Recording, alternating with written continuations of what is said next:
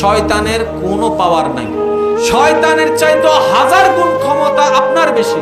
কখনো ভেবে দেখেছেন আপনি যে শয়তানের কারণে বলে আমল থেকে দূরে সরে যাচ্ছেন, আল্লাহর কাছে যাওয়া থেকে দূরে সরে যাচ্ছেন শয়তানের অজুহাত দেখে?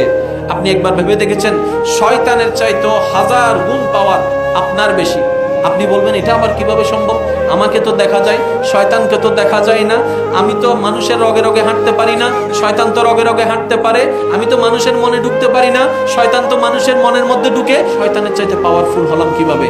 আমি বলবো ইমানদার ভাই, শুধু একবার খেয়াল করে দেখুন, শয়তানের সাথে আল্লাহ নাই, আপনার সাথে আল্লাহর রহমত আছে। আপনি শ্রেষ্ঠ নয়তো কে শ্রেষ্ঠ? আপনি পাওয়ারফুল নয়তো কে পাওয়ারফুল? শয়তান তো আল্লাহর রহমতের পাওয়ার দিয়ে চলছে না।